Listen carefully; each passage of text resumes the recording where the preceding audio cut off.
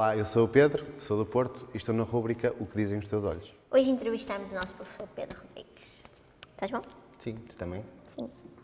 A dança é algo muito diferente das artes marciais, que era aquilo que tu praticavas inicialmente.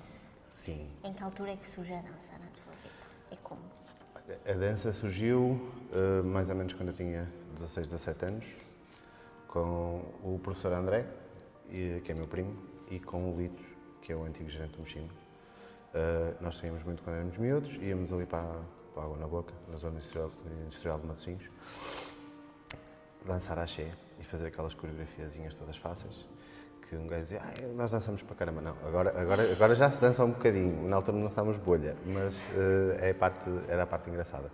Foi aí que começou o bichinho com a dança. E assim também como quando eu era mais miúdo, quando vi alguns vídeos do meu avô, eu lembro-me de ver o meu avô, que ele é de Cabo Verde, a dançar semba, por isso eu acho que o bichinho começou aí, mas depois comigo só começou mais tarde, quando comecei a dançar axé. E a partir do momento que eu vi o Ricardo e a Paula e o Bruno e a Catarina a dançar, aliás, o Bruno e a Patrícia na altura a dançar, disse, é para aquele lado que eu quero ir. E foi a partir daí. Eu gosto de sushi, eu gosto de viajar, eu gosto de sorrisos, de olhares sinceros. Pronto, para satisfazer uma curiosidade sobre ti, a tua saliência abdominal, que gera Tantas perguntas, Exatamente. tantas coisinhas. Explica lá porque é que Então, tem isso. eu tive em 2018, se não estou em erro, exatamente, em junho de 2018,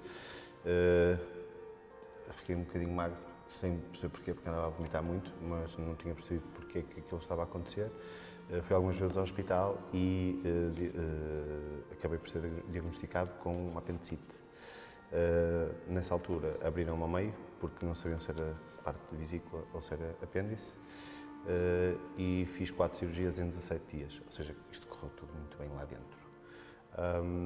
Ainda saí com uma abertura abdominal passada de 30 e poucos dias, ainda saí com uma abertura abdominal de 6 ou 7 centímetros, tive uma máquina de vácuo a fechar, mas perdi muito peso, passei dos 74, 75 para 41, e do tempo de recuperação, a partir do momento que eu saio do hospital até ao momento em que começo a conseguir dançar outra vez, ou seja, são mais ou menos um mês, mês e meio, aumentei o peso bastante, até porque a médica disse, Pedro, agora você coma para a frente. E o Pedro comeu para a frente. E fiquei com uma diástase, neste momento, de quase 10 centímetros. O músculo está retraído e é por isso que parece que tenho uma barrigona muito grande.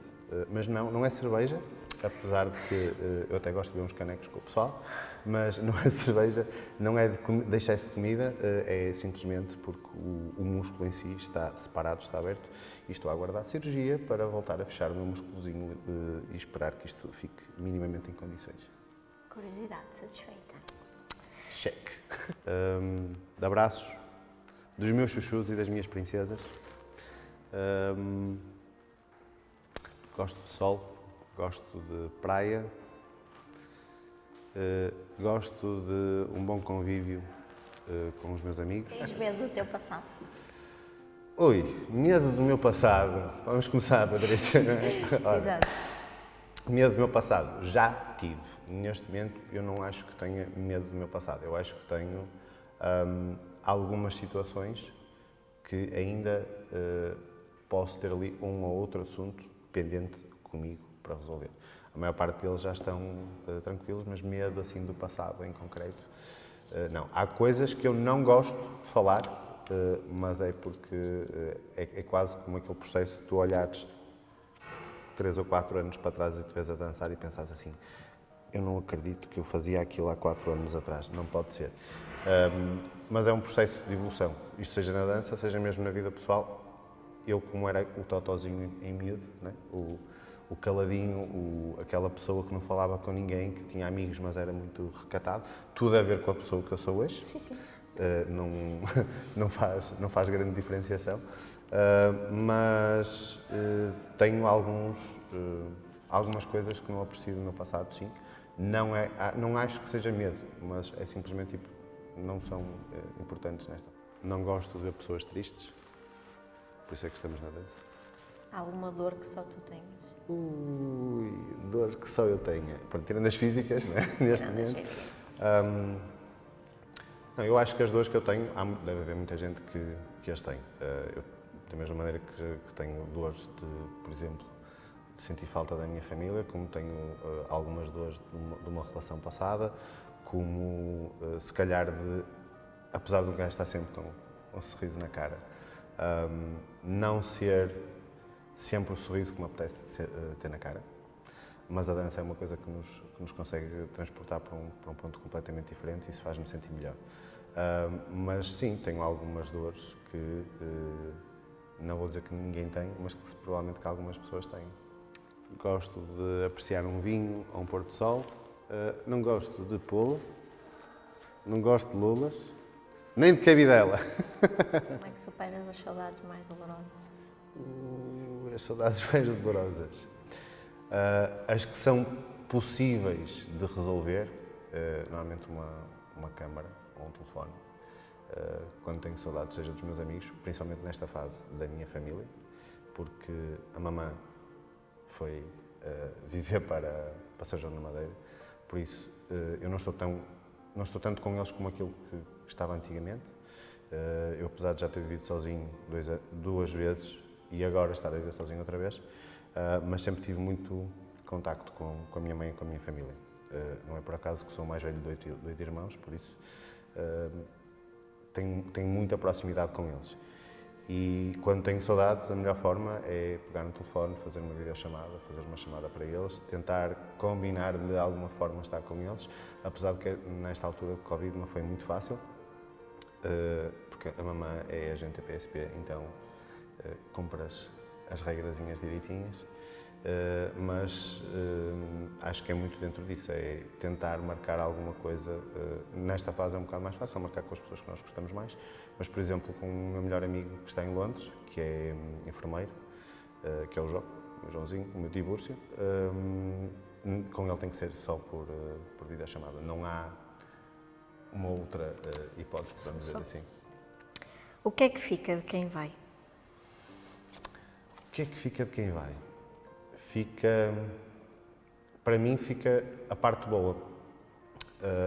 Eu costumo desvalorizar muito, talvez por ser peixinho, de signo. Costumo dizer que eu sou uma Dory. Ao final de 3 segundos, desapareceu. Podem-me fazer a maior asneirada à face da terra, podem-me dar a pior resposta, mas normalmente eu tenho um modo Dory muito ativo. Posso até dizer, nunca mais na vida, não quero saber daquela pessoa, não me voltam a fazer uma desta. Voltam.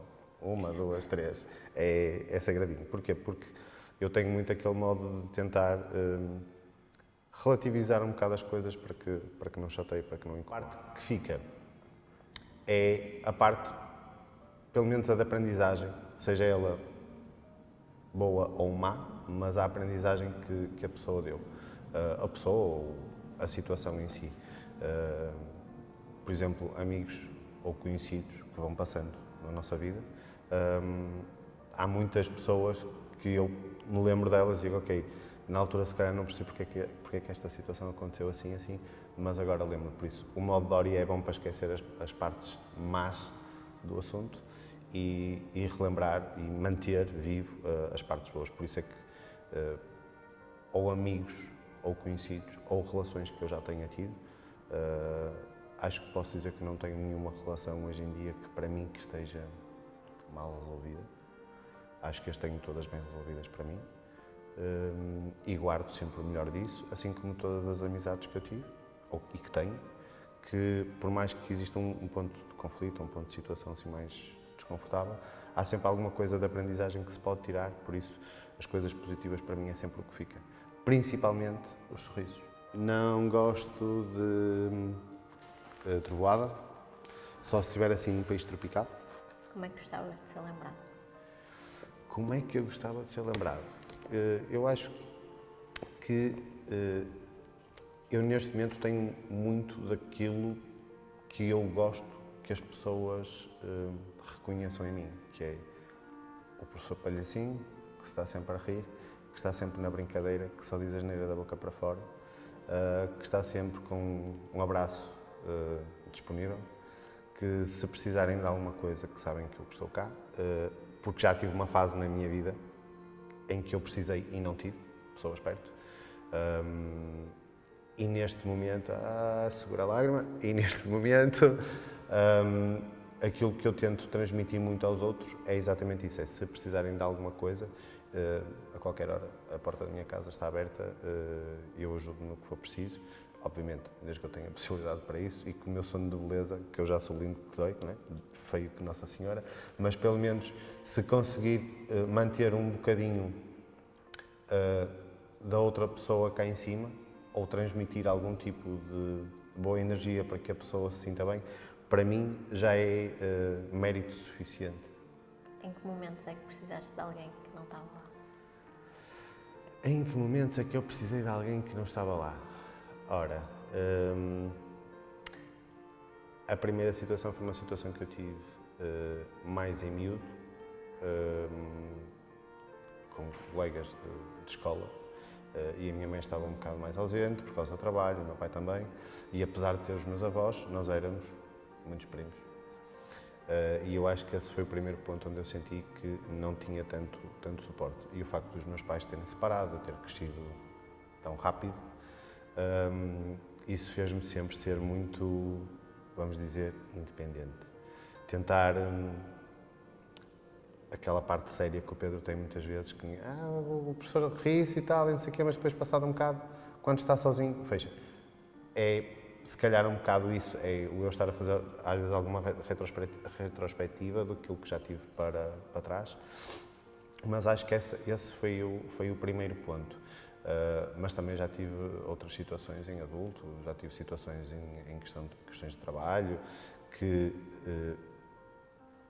muitas vezes por não poder partilhar aquilo que se passa no trabalho, porque existe um código de ética que nós não podemos passar para fora, na altura quando trabalhava com a HP, e havia muitas coisas que nós não passávamos para fora nesse sentido. E acho que esse também foi um dos primeiros pontos. Em que momentos é que tiveste que ser forte para não chorar? Momentos em que eu tive que ser forte para não chorar. O falecimento da minha melhor amiga, no falecimento da minha avó, aí sim, foi duro. Estás-te a esticar hoje. Tu estás-te a esticar hoje. Essa parte foi dura. Eu tinha tinha e acho que tenho, e vou ter sempre, uma ligação muito grande com a minha avó. A pessoa que eu mais amo à face da terra, neste tipo, viva, é a minha mãe. É aquela pessoa que é importante em todos os momentos e mais alguns, mas a pessoa que me criou, que muito dela deu e que sempre esteve presente foi a minha avó. Por isso, eu sei o quão importante a minha avó era para a família, ou seja, para as minhas tias, para os meus primos, para os meus irmãos. Para a minha mãe, vou-te matar, Patrícia. Sei a importância que ela tinha para nós, e naquele momento, ao ver os membros mais fortes a irem abaixo, há um que teve que se manter um bocadinho mais seguro, principalmente por causa dos meus irmãos mais novos, da Renata e do Sérgio. O Nuno já estava mais velho, já tinha um bocadinho mais noção. O cancro da minha avó foi uma coisa difícil para todos,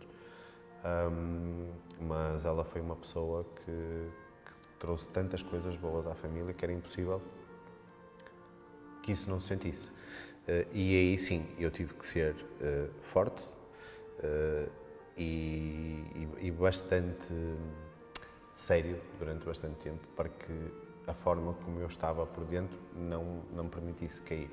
Principalmente porque eu, na altura, já estava ligado à escola e não deixei de entrar nas aulas e no social com um sorriso na cara e tipo, estar com as pessoas na boa, como se estivesse tudo bem e tudo tranquilo. Por isso é que eu disse há bocado, às vezes parece que nós somos super-heróis, que estamos sempre com as boas energias cá em cima e temos sempre boa energia para dar e para distribuir. Mas também há momentos em que precisamos, se calhar, um bocadinho mais de estar connosco. E essa foi uma daquelas fases que eu me tentei resguardar um bocado mais, principalmente para ajudar a família nesse ponto. Eu não gosto de sentir falta dos meus amigos e das minhas pessoas. Se pudesses voltar atrás e dizer alguma coisa a cada uma delas, o que é que dirias?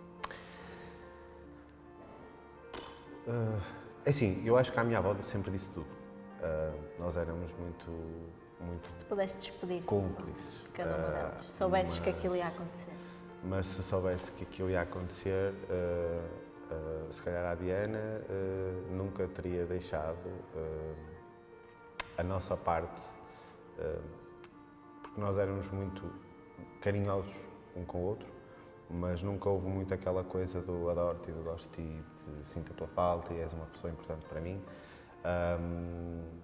Eu acho que a ela teria sido isso. À minha avó, eu acho que disse poucas vezes que a amava, e é um facto. Ela é e foi um dos grandes pilares para mim. Muito do meu crescimento e dos valores que eu tenho devo-lhe a ela. Por isso, acho que das poucas coisas que eu me arrependo de não ter dito mais vezes é a palavra amo-te. Eu acho que isso percebi com uma situação, uma relação que eu tive há uns anos atrás, há dois anos atrás, mais ou menos, em que estava tão preocupado com as aparências e o facto de eu manter tipo o meu ponto de situação e não querer dar a parte fraca, e eu fui sempre assim, mesmo com família, mesmo com amigos mais próximos.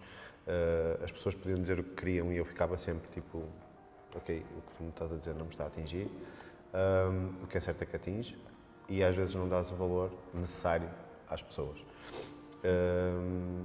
E nesse ponto, nesse sentido, eu nessa relação o que aprendi foi, se calhar se eu tivesse olhado para as coisas de uma forma diferente, se não tivesse sido tão duro, tanto comigo como com a pessoa, e tão intransigente ao ponto de não permitir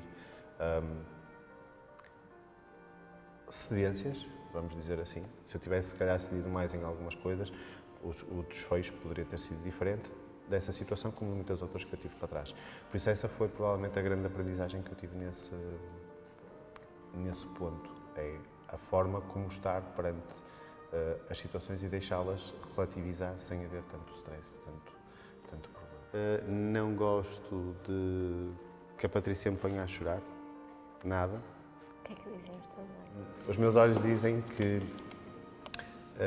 eu gosto muito dos meus chuchus todos, dos meus alunos, lindos, maravilhosos, que, acima de tudo, que esta parte do Covid que me veio trazer muito a falta das pessoas, a alegria que eu estava habituado a não ter por garantido nada, porque de um momento para o outro as coisas simplesmente mudam.